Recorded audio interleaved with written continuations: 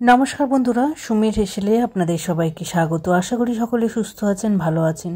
বর্ষাকাল, আর এই বর্ষাকালে এক কাপ গরম চা আমরা সবাই খুব পছন্দ করি।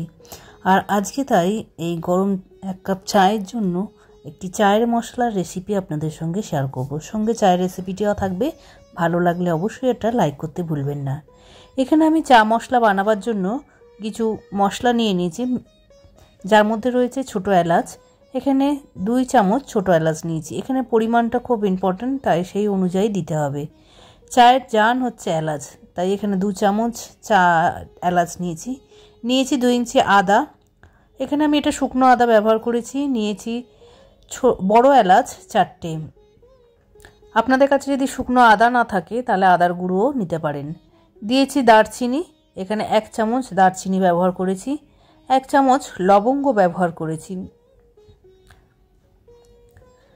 সাথে নিয়ে নেব আরও বেশ কিছু জিনিস। তার মধ্যে নিয়েছি গোলমরিচ। আমি এখানে 1 চামচ গোলমরিচ নিয়েছি। গোলমরিচের পরিমাণটা কম বেশি করে নিতে পারেন। এখানে 1 চামচের পরিবর্তে হাফ চামচ নিতে পারেন। আর নিয়েছি মৌরি 1 চামচ।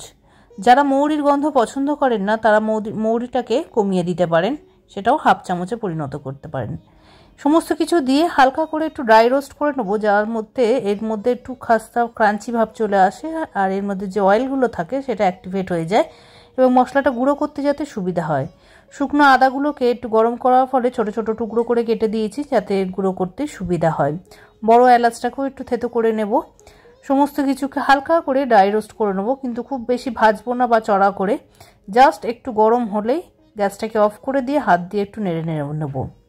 সাথে দিয়েছি আমি একটু তুলসী পাতা। এখানে আমি নর্মাল তুলসী পাতা ব্যবহার করেছি। আপনাদের কাছে যদি রাম তুলসী বা কৃষ্ণ তুলসী থাকে সেটাও ব্যবহার করতে পারেন, খেতে খুব ভালো লাগে। চায়ের একটা আলাদা ফ্লেভার অ্যাড হয় এর মধ্যে। তুলসীটাকে ভালো করে ধুয়ে শুকনো করে রেখেছিলাম। এটা কড়াইয়ের মধ্যে দিয়ে হালকা করে একটু ড্রাই রোস্ট করে নেবো, তাতে তুলসীর পাতাগুলো একটুখানি খাস্তা ভাব এসে যাবে এবং গুঁড়ো করতে সুবিধা হবে। গ্যাসটা কিন্তু অফ করে দিয়েছি। এবার যে ফ্রাই প্যানের গরমেই এগুলোকে উল্টে পাল্টে একটুখানি নেড়ে নেবো, যাতে সমস্ত কিছুর মধ্যে একটু ক্রাঞ্চি ভাব চলে আসে এবং মশলাটাকে খুব ভালোভাবে গুঁড়ো করে নেওয়া যায়। এবারে যে বড় বড় জিনিসগুলো আছে সেগুলোকে ছোট ছোট টুকরো করে পিসে কেটে নেবো, মানে আদাগুলোকে একটু ছোট ছোট টুকরো করে নেবো, এলাচটাকে একটু থেতো করে নেবো যাতে গুঁড়ো করতে সুবিধা হয়।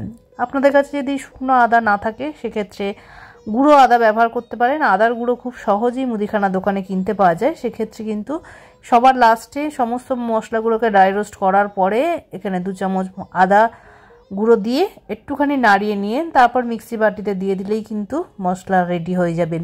সমস্ত ড্রাই রোস্ট করা মশলাগুলোকে একটা মিক্সির বাটির মধ্যে ঢেলে দেবো। মশলাগুলোকে কিন্তু ঠান্ডা করে নিতে হবে, গরম অবস্থায় কিন্তু গুঁড়ো করা যাবে না, তাতে কিন্তু অয়েলটা ছেড়ে দেবে এবং গন্ধটাও ভালো আসবে না। যাই হোক, এটা ঠান্ডা করে নিয়ে এবার মিক্সি বাটিতে ভালো করে দিয়ে এটাকে ঘুরিয়ে একটু গুঁড়ো করে নেব। একদম সুন্দর মিহি একটা ডাস্ট পাউডার তৈরি হবে এবং যে বড় বড় যেগুলো দানাগুলো থাকবে সেগুলোকে ছেঁকে ফেলে দিলেও হয়ে যাবে।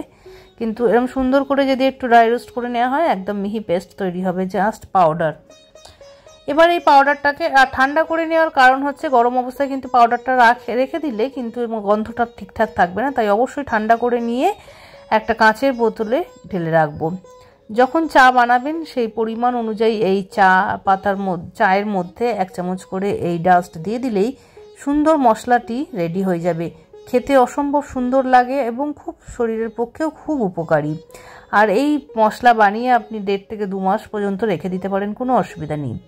এবার এই মশলা দিয়ে 1 কাপ চা বানিয়ে নেবো। আমি এখানে 1 কাপ জল নিয়েছি। জলটা ভালো করে ফুটলে দিয়ে দিচ্ছি 1 চামচ চা পাতা আর দেবো 1 চামচ চিনি। চিনিটা আপনাদের স্বাদ অনুযায়ী দেবেন। যারা চিনি বাদ দিয়ে চা খেতে চান তারা এখানে চিনিটাকে স্কিপ করে যাবেন। এবার সমস্ত কিছু দিয়ে ভালো করে যখন ফুটে উঠবে, ভালো চায়ের লিকারটা আসবে, তখন এখানে 1 কাপ দুধ আমি এর মধ্যে ব্যবহার করেছি এবং দুধটা দিয়ে ভালো করে যখন ফুটে আসবে, ফোটার সময় আমি এর মধ্যে 1 চামচ এই চা পাতার মশলা ব্যবহার করব। দিয়ে বেশ করে 2-3 মিনিটের মতন ফুটিয়ে নেব। বেশ ভালোভাবে ফুটে যখন একটু ঘন হয়ে আসবে একটা সুন্দর ফ্লেভার চা থেকে পাওয়া যাবে। আর তারপরেই ছেঁকে নিলেই রেডি গরম গরম মশলা চা। আর এই মশলাটি বর্ষাকালে 2টো বিস্কিট কিংবা একটু পকোড়ার সঙ্গে খেতে ভীষণ ভালো লাগে এবং এটি গলা ব্যথা এবং কোনো রকম সর্দি কাশি থাকলেও কিন্তু এই চা খেতে কিন্তু ভীষণ স্বাদ লাগে এবং খুব হেলদিও এই চা। বাড়িতে অবশ্যই একবার এরকম মশলাটি বানিয়ে দেখবেন, আশা করি সকলের খুব ভালো লাগবে। আপনাদের ভিডিওটি আশা করি খুব ভালো লেগেছে, আর যদি ভালো লেগে থাকে তাহলে অবশ্যই এটা লাইক করতে ভুলবেন না। কমেন্টসের মাধ্যমে জানাবেন আপনাদের কেমন লাগলো, আপনারা কী ধরনের রেসিপি দেখতে চাইছেন সেটাও কমেন্টসের মাধ্যমে জানালে খুব ভালো লাগবে। চেষ্টা করব সেই ধরনের রেসিপিগুলো আপনাদের সামনে তুলে ধরা। আর আপনি যদি আমার নতুন বন্ধু হয়ে থাকেন তাহলে চ্যানেলটিকে সাবস্ক্রাইব করে পাশে বেল আইকনটিকে অবশ্যই ক্লিক করে দেবেন এই ধরনের নিত্য নতুন রান্নার রেসিপি পেতে। আজকের মতন এতটাই, পরবর্তী আবারও কোনো ভালো রান্নার রেসিপি নিয়ে হাজির হব। সবাই খুব ভালো থাকবেন, সবাইকে ভালো রাখবেন, নমস্কার।